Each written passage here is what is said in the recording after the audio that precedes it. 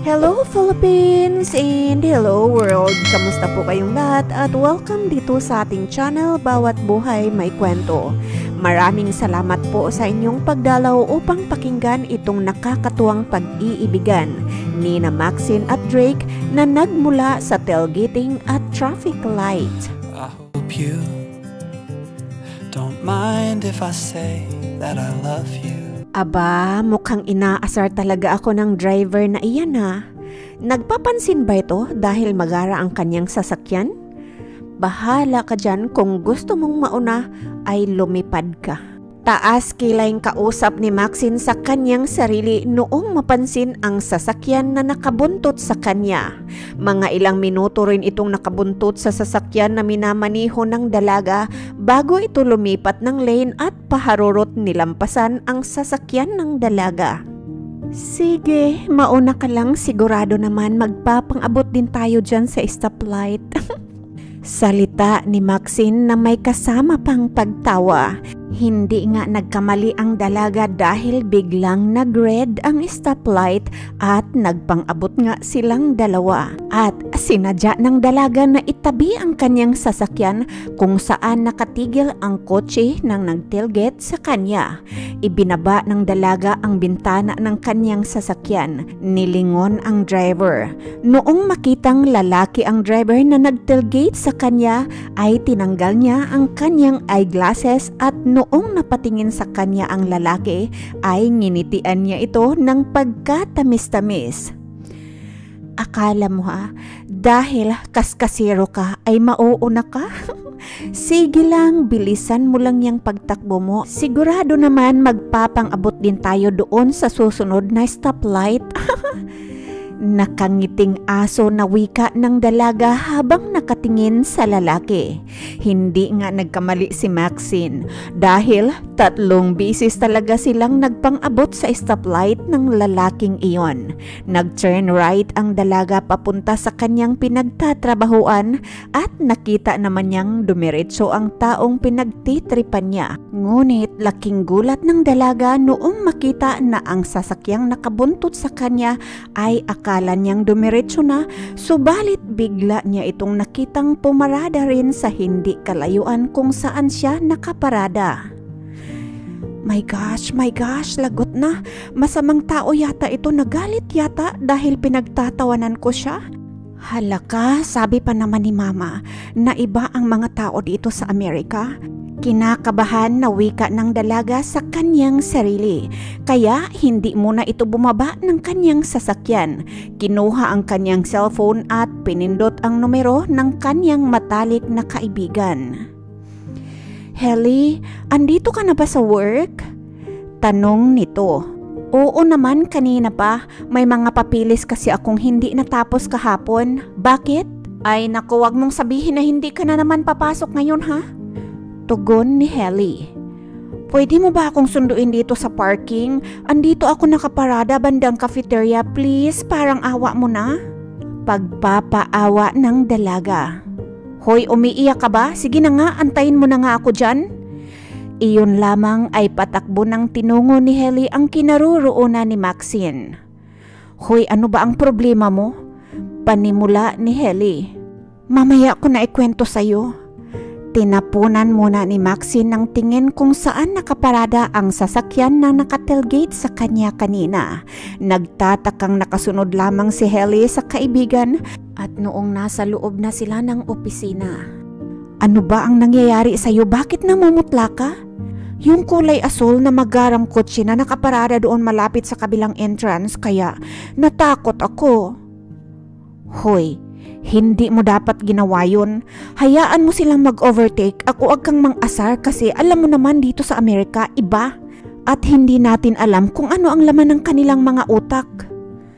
Lalong natakot si Maxine sa sinabing iyon ng kanyang kaibigan. Kaya kinuha nito ang kanyang cellphone upang tawagan ang kanyang ina. Mama, pwede niyo po ba akong sunduin dito mamaya? Sabi ni Maxine. Bakit? May nangyari ba sa iyong sasakyan? Gulat na tanong ng ina. Hindi ma, ikwento ko na lamang po sa iyo mamaya. Pwede bang isama mo si Papa para siyang mag-drive ng aking sasakyan? Ayon ulit sa dalaga, halos 1 linggo na hatid sundo si Maxine ng kanyang mga magulang dahil pati ang mga ito ay natakot sa kinuwento ng kanilang anak. Isang araw, Maxine, pinapatawag ka sa office ni Miss Shelby. Si Shelby ay ang director ng kumpanyang pinagtatrabahoan ni Maxine. May nagawa ba akong mali? Gulat na tanong ng dalaga dahil 2 years na siyang nagtatrabaho sa kumpanyang ito, ngunit ito lamang ang first time na napatawag siya ng director. Bakit daw? Tanong ulit ng dalaga. Aba malay ko na pag-utusan lang po. Tugon naman ng kaopisina, kaya kumaripas na lamang ang dalaga patungo sa office ng kanyang director. Kumatok muna ito sabay pihit ng doorknob. Ma'am, pinapatawag niyo raw po ako?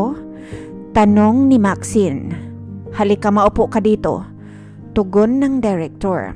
Medyo kinabahan ang dalaga noong makitang may lalaking nakaupong nakatalikod sa pintuan. Kaya magkadao palad at dahan-dahan itong naglalakad patungo sa isang silyang bakante sa harapan ng director. Ngunit biglang napaatras ang dalaga noong makita niya ang mukha ng lalaking nakaupo na tila ba nang aasar ang mga tingin nito sa kanya.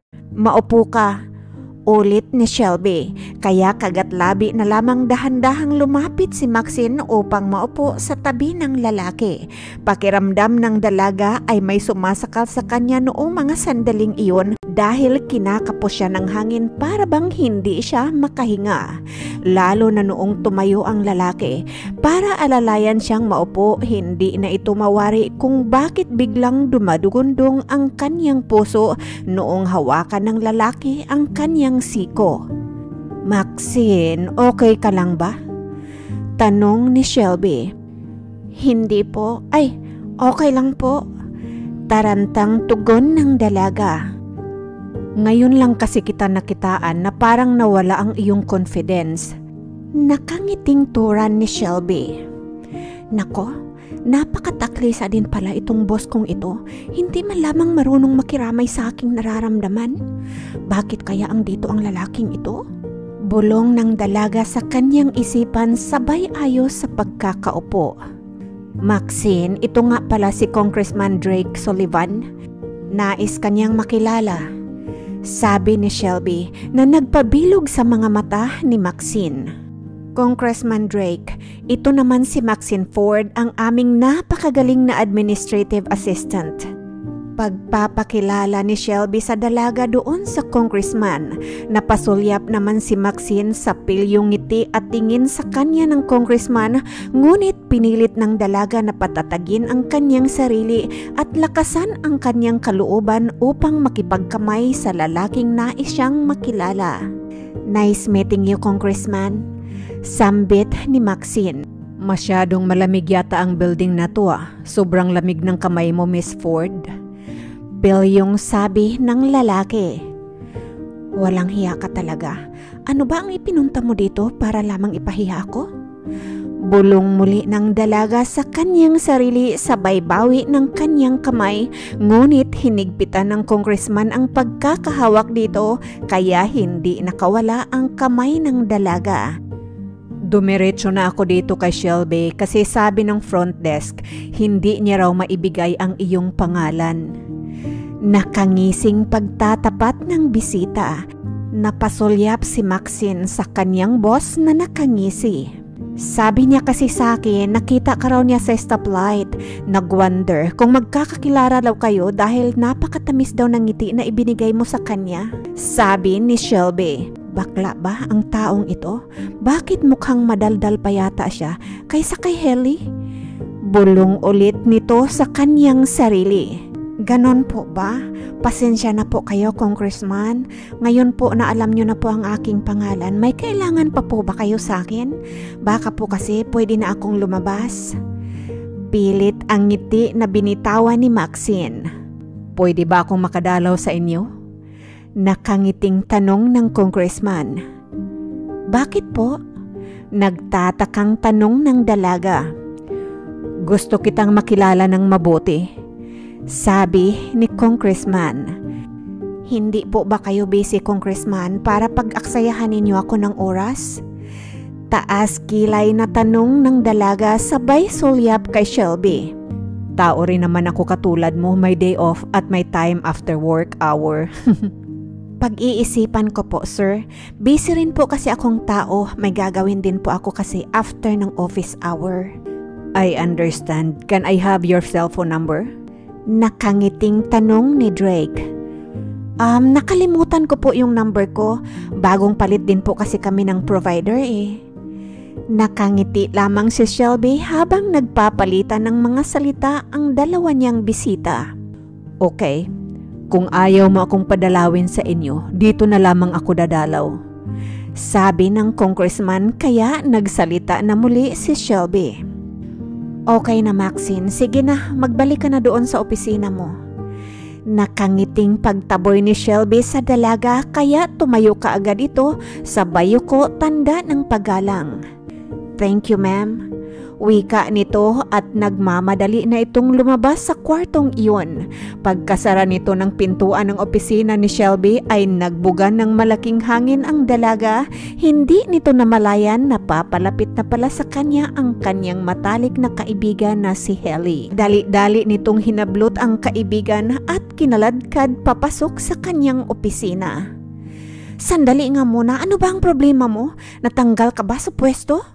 Kunot noong tanong ni Helly. Natandaan mo ba yung sinabi ko sa iyo na lalaki na kinakatakutan ko? Ayun, andoon sa opisina ni Miss Shelby kaya ako napatawag. Nangingisay-ngisay na lahad ni Maxine. Sinong lalaki ba? Alin doon? Takot ka naman kasi sa lahat ng lalaki. Nakangising tugon ni Helly. Sira, yung lalaking inaasar ko sa stoplight, naku naman, hindi ko naman alam na siya pala ay congressman sa state na ito. Kaya pala, ang gara ng kanyang sasakyan. Ang hindi lang magara ay ang kanyang ugali at ang kanyang attitude ng pagtitilgate. Napangiwing sabi ng dalaga. Best, ano kaya ang sadya ng lalaking yan dito? Para kilalanin daw ako at alam mo bang sabi niya sa akin na gusto niya daw akong dalawin sa bahay. Grabe, maraming bakanting oras. Ang alam ko, busy naman kasi ang mga politiko. Ikaw naman, mas marami lang silang oras kasi may mga taong nagtatrabaho under sa kanila na gumagawa ng mga bagay na dapat sila naman ang gumagawa. Ay nako, malamang isa siya sa ganoong politiko. Biglang nagkatawanan ang magkaibigan sa kanilang mga pinagsasabi. Kidding aside, marami na rin namang mga politiko na tapat sa kanilang gawain. Pagbawi ni Maxine. Isang umaga, nagulat ang dalaga noong makita ang pamilyar na kotse sa parking area ng kanilang pinagtatrabahuan. Kaya nagmamadali itong bumaba sa kanyang sasakyan. Good morning. Tinig lalaki ang narinig ng dalaga. Jesus Maria Josep, ang aga mo naman, Congressman, dito ka na rin ba nag-oopisina ngayon? Biglang naitanong ng dalaga. Natawa si Drake sa katanungan na iyon ng dalaga. Ayaw mo kasi akong padalawin sa'yo kaya dito na lamang ako dadalaw. Seryosong tugon nito. Matanong ko lang, Congressman, bakit nais mong dumalaw sa akin? May balak ka bang mangligaw sa akin? Kung balak mo nga akong ligawan, tatapatin na kita ha. Wala kang maaasahan sa akin dahil babae rin kasi ang gusto ko eh. Pareho tayong lalaki at heart, kaya kalimutan mo na ang balak mong yan. Diretsong sabi ng dalaga. Okay lang, mas challenging nga yan eh. Titingnan natin kung kaya kitang gawing babae. Seryosong lahad ni Drake. Congressman, alam mo, maraming nagtatangka niyan. Kahit ako nga, sinubukan kong magpakababae eh.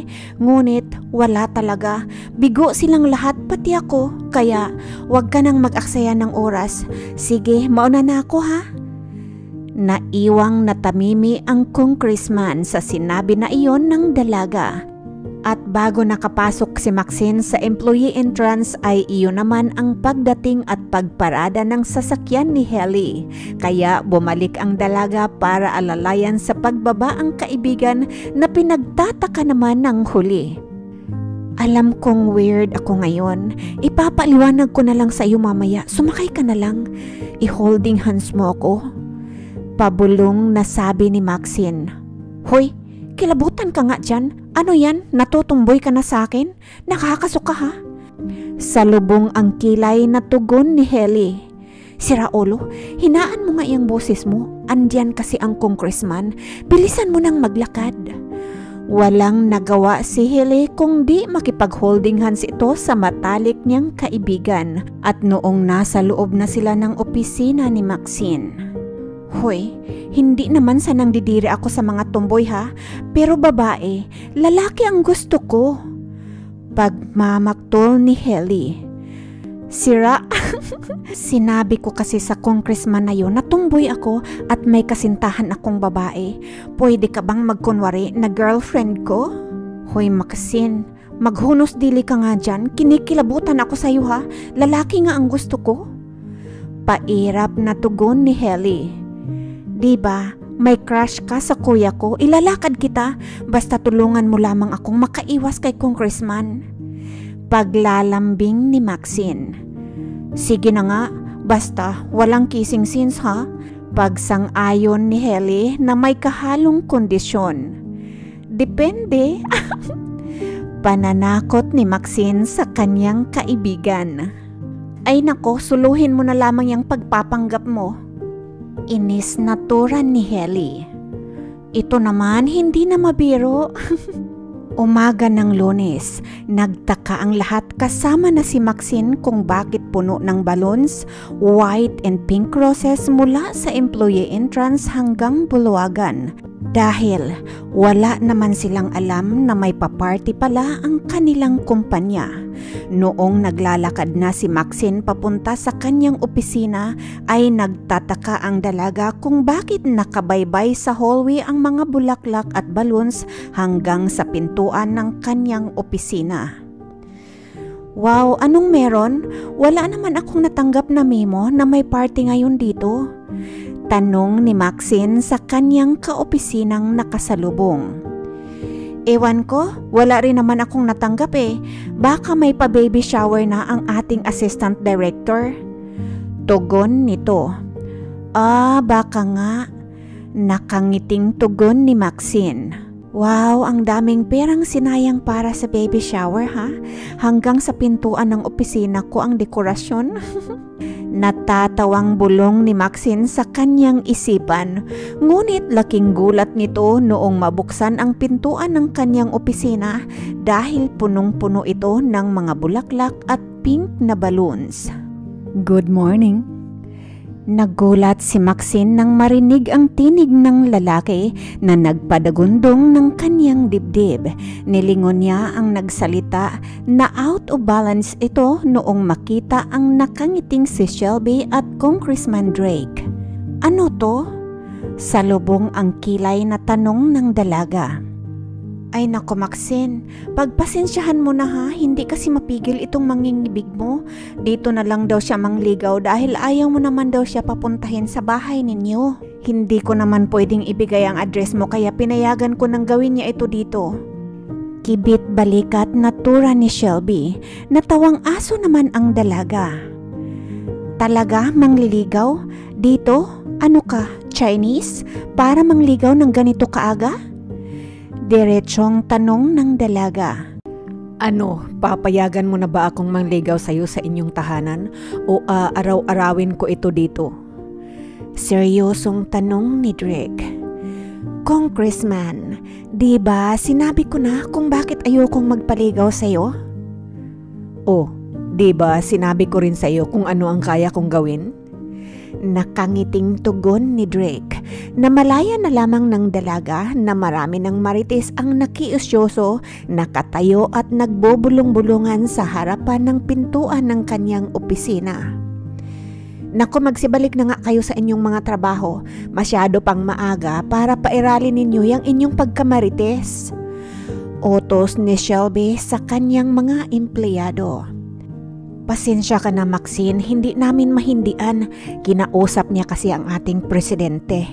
Ang tinutukoy ni Shelby na presidente ay ang presidente ng kanilang kumpanya. Kaya napaupo na lamang ang dalaga sa kanyang selya. Sige, pumasok na kayo dito para maisara ko na yung pintuan. Matabang na pag-imbita nito sa dalawa. To be honest with you, hindi ko talaga alam kung ano ang aking sabihin sa'yo, Congressman. Gumaganti ka ba dahil sa ginawa ko sa'yo doon sa stoplight? Hindi. Masaya nga ako dahil ginawa mo yun eh. Ikaw lang kaya ang nakagawa sa akin noon. Nakangiting tugon ni Drake habang palipat-lipat lamang ang mga bilog na mga mata ni Shelby sa dalawa. But I'm sure, hindi lang ako ang tinitailgate mo, right? Grabe, ikaw ang gumagawa ng batas, ngunit ikaw rin naman ang lumalabag sa batas na iyon. Bawal mag-tailgate, hindi ba? Seryosong tugon at tanong ng dalaga. Papayagan mo ba akong umakyat ng ligaw sa inyo? Ayaw mo ba na malaman ng mga magulang mo na may congressman na na-in-love sa'yo? Nakangiting tanong ni Drake na nagpangiti na rin kay Shelby. Grabe, hindi na talaga ako magtataka kung bakit hari ka ng kalsada. Mukhang puno kasi ng kayabangan yung buong pagkatao mo. Taas kilay na wika ng dalaga. Ay nako, ayokong maging witness sa bangayan ninyong dalawa kaya lalabas na ako dito. Paalam ni Shelby sabay tayo. Shelby, wag mo akong iwan dito, sabi ni Maxine na nagpatawa kay Drake. Sabihin mo nga sa akin kung bakit takot na takot ka na maiwan dito sa akin? Nakangising tanong ni Drake, hindi sumagot ang dalaga. Maxine, mabait itong si Congressman at dalawa pa lamang ang naging kasintahan niyan. Kung sakali, ikaw ang pangatlo. Pagbibiro ni Shelby. Pagkalipas ng 30 minutos ay napilitan ng umalis ang congressman dahil hindi sumasagot ang dalaga sa lahat ng mga sinasabi nito. Hindi naman magkamayaw ang mga kaopisina ni Maxine noong araw na iyon kaya hindi na lumabas ang dalaga sa kanyang kwarto. Hindi naman nakatiis si Helly kaya pumasok ito sa loob ng opisina ni Maxine. Oy broha ka, dapat nga ma-proud ka dahil nagustuhan ka ng isang congressman? Panunokso ni Helly. What if? Nagtitrip lang talaga yung taong iyon. Ganti niya sa akin dahil pinagtitripan ko siya sa stoplight, nasaktan yata ang ego niya eh. Malungkot na tugon ng dalaga. Alam mo Maxine, yung mga what if na yan ang magiging hindrance para lumigaya ang tao. At isa pa, kung nag-trip lang talaga yon, grabe naman, napakamahal naman niya mag-trip. Mantakin mo nga, punuin ng mga balloons at flowers itong kumpanya at itong kwarto mo. Seryosong tura ni Helly. Bakit? Mukhang marami naman kasi ang pera niya. Baka wala nang mapaglagyan kaya pinamimigay na lamang niya sa balloons at flower shop. At noong uwian na, hiyang-hiya ang dalaga noong lumabas ito sa kanyang opisina dahil bigla siyang naging celebrity sa kanilang kumpanyang pinagtatrabahuan. Simula noon ay naging tampulan na ng tukso ang dalaga dahil araw-araw nang may balloons at mga bulaklak na nag-aabang sa kanya tuwing umaga. Isang araw, sadyang maagang pumasok ang dalaga at naabutan niya nga ang taong nais na maabutan doon. Good morning, ang aga yata natin ah. Bati ni Drake, ngunit nakangiting aso lamang ang dalaga. Mas maaga ka nga sa akin eh. Magkano ba ang bayad sa'yo ng gobyerno para gawin mo ito at magsayang ka ng pera para lang sa mga balloons at mga bulaklak na to? Pakiusap naman, mahal na congressman. Tigilan mo na yan. Seryosong tura ng dalaga na mukhang nagpahiya sa congressman. May sarili akong pera para gastusin sa mga bagay o sa mga tao na mahalaga para sa akin. Mahal kita, kaya ginagawa ko ito. Kahit magkalkal ka, ay wala kang makikitang katiwalian na nakadikit sa pagkatao ko simula noong pumasok ako sa politika hanggang ngayon. Madalas, abono pa nga ako sa aking mga proyekto Malungkot na tunong ni Drake na para bang tumagos naman sa puso ng dalaga. Nais niyang magsorry sa kanyang mga sinabi sa binata, ngunit hindi niya ito ginawa. Siya nga pala, mauna na ako. Tandaan mong mahal kita at sarili kong pera ang ginagastos ko sa mga to. Seryoso ang mukha na wika ni Drake sabay halik sa noo ng dalaga na ikinabigla ni Maxine. Noong nakabalik na ito sa wisyo ay lumingon ito ngunit wala na si Drake dahil mabilis ito nakalabas sa building na iyon. Hoy ikaw, sobra ka na kong magpakipot ha? Nakakasakit ka na ng damdamin, kawawa naman yung tao parang maiiyak habang naglalakad sa hallway. Sabi ni Helly, ngunit nagkibit balikat lamang si Maxine. Kinabukasan nanibago ang dalaga dahil walang kahit isang balon o bulaklak man lamang siyang naabutan sa kanyang opisina. Sumobra ba ako? Sabi ni Maxine. Oo, sumobra ka. Tugon ni Shelby na ikinagulat ng dalaga. Akala niya kasi ay bulong lamang ang kanyang sinabi na palakas pala iyon para marinig ni Shelby. Maxine, hindi naman siguro haharap sa presidente ng kumpanyang ito ang taong iyon kung hindi siya seryoso sa'yo, hindi ba? At pinanganak na mayaman yun bago pa man siya pumasok bilang public servant. Kaya walang rason na galing sa kaban ng bayan ang ginagastos niya sa'yo. Huwag mong sayangin ang magandang grasya na dumating sa buhay mo. Hindi naman sa minamata-mata kita pero kailangan mo talaga ng taong katulad niya. Hindi ko talaga siya personal na kilala pero kilala siya ni Mr. Meats. Kababata niya ang ama ni Drake. Si Mr. Meats ay ang may-ari ng kumpanyang pinagtatrabahuan ni Maxine. Ilang linggo na rin ang nakalipas na hindi talaga nagparamdam si Congressman kaya nalungkot ang dalaga habang naghahapunan si Maxine kasama ng kanyang ama't ina. Ma, pa, hindi kaya nakakahiya kung mag-reach out ako kay Kong? Alam kasi ng mga magulang ng dalaga ang mga nangyayari sa buhay ng kanilang anak. Bakit na-miss mo? Napayuko ang dalaga sa tanong na iyon ng kanyang ina. Bakit ka naman mahihiya, di ba? Sabi niya na mahal ka niya. Tama lang yan anak na humingi ka sa kanya ng dipinsa sa iyong mga panghuhusga sa kanya. Sabi naman ng kanyang ama. 3 araw pa ang pinalipas ni Maxine ngunit walang Drake na nagparamdam. Kaya nilakasan niya ang kanyang kalooban na lumapit kay Shelby. Shelby? Katok nito sa pintuan ng opisina ng kanyang boss. Halika, pasok ka dito. Paanyaya ni Shelby. May kailangan ka? Nakangiting tanong ng boss. Ano kasi? Sige na nga, tatapatin na kita. May balita ka ba kay Drake? Alumpihit na tanong ng dalaga. Bakit na mismo ang pang-iinsulto mo sa kanya? Pang-aasar ni Shelby. Pwede bang humingi sa'yo ng pabor? Pwede mo ba akong samahan sa kanya? Diretsong pakiusap ng dalaga. Ay oo, tara, ngayon na, huwag nang mag-aksaya ng oras. Masayang tugon ni Shelby.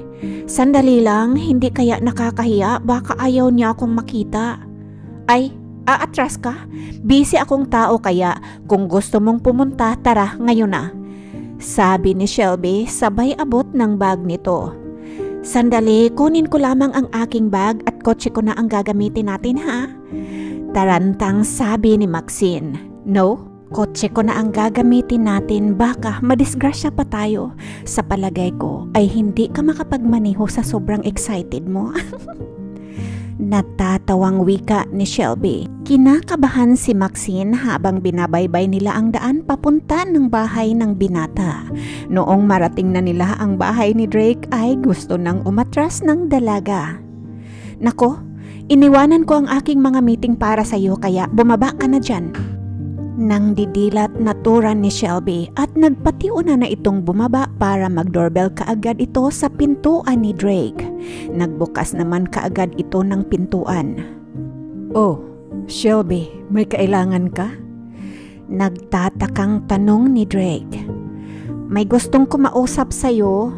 Nakangiting tugon ni Shelby sabay turo kay Maxine nang biglang may sumulpot na babae sa likod ni Drake mula sa loob ng bahay.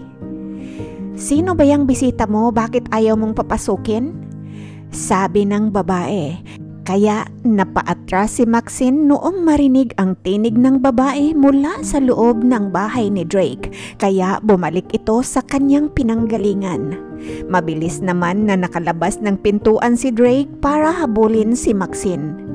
Hey, saan ka pupunta? Ayon pa kay Drake na mabilis naman nahagip ang braso ng dalaga. Sorry, may kasama ka pala, nakakahiya.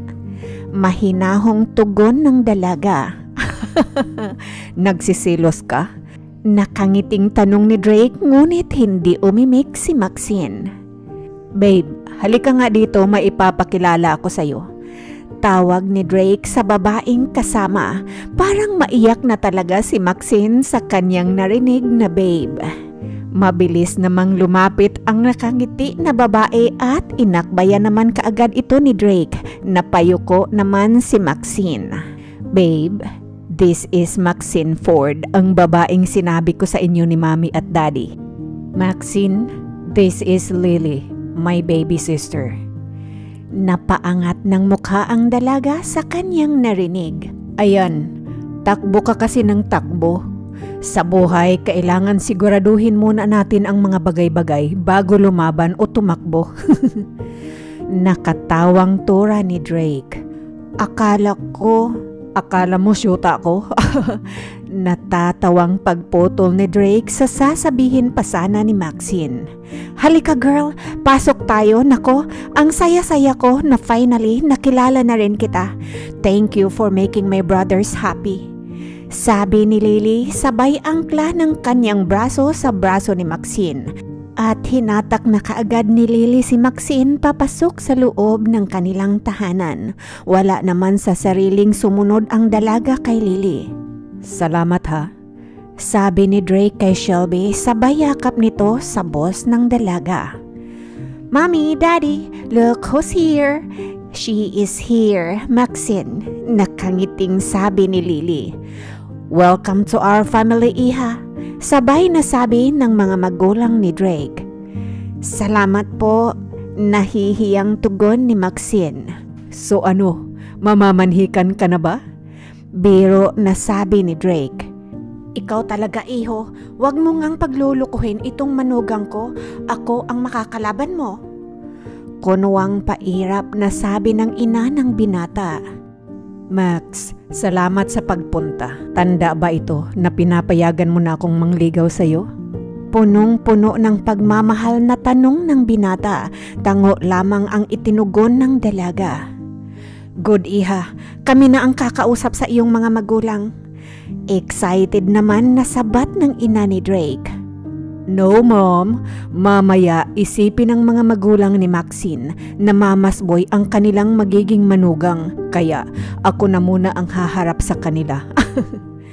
Natawa na rin si Maxine sa itinura na iyon ni Drake. Shelby, maraming salamat sa pagdala mo dito kay Maxine at tatanawin ko talaga ng malaking utang na loob ito sa iyo, kaya isa ka sa magiging ninang ng kasal namin at magiging ninang ka rin sa lahat ng magiging anak namin. Napatingin bigla si Maxine sa binata at pinamulahan ito ng pisngi dahil sa tinura na iyon ni Drake. Brother, umakyat ka muna ng ligaw, tapos mag-propose ka ng kasal. Pakasalan mo muna bago mo isipin ang anak. Natatawang sabat ni Lily. Shelby, ako nang maghati dito sa babaeng pinakamamahal ko ha. Nakangiting sabi ni Drake na nagpapula muli sa mga pisngi ng dalaga. Simula noon ay labas-masok na si Congressman Drake sa pinagtatrabahoan ni Maxine at sa tahanan nito. Hindi nagtagal ay naikasal ang dalawa at biniyayaan sila ng 2 anak at 5 apo. Masayang naninirahan ang buong angkan sa pinatayo ni Drake na mansyon para sa kanyang mahal na si Maxine dahil ayaw ng mag-asawa na mahiwalay sa kanila ang kanilang mga anak, lalong-lalo na ang kanilang mga apo.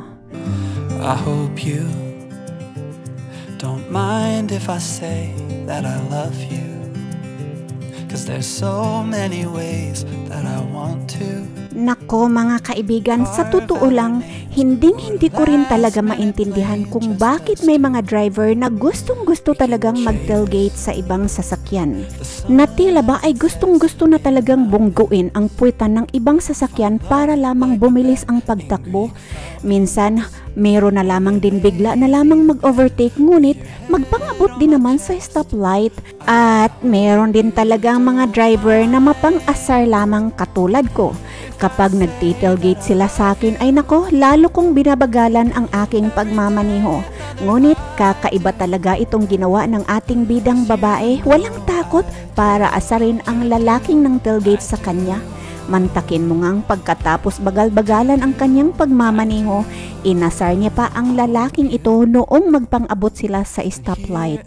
Kung sa bagay, kung hindi niya nga binigyan ng pagkatamis-tamis ang lalaking ng tailgate sa kanya, malamang hindi siya nakapag-asawa ng mayaman at mabait ng congressman. Basta mga kapatid, lalong-lalo na sa atin mga kababaihan, kapag may nakita tayo na isang lalaki or nakakita sa atin na lalaki na seryoso naman at naramdaman ng buong nakapaligid sa atin na sila ang tamang lalaki sa atin, huwag na tayong mag-atubili, hala, sunggab na. At kung dahil sa inyong pagpapakipot ay nakasakit kayo ng damdamin ng mga nangliligaw sa inyo, ay naku, huwag na kayong mag-atubili, suyuin nyo na gaya ng ginawa ni Maxine para magkaroon din po kayo ng happy ending.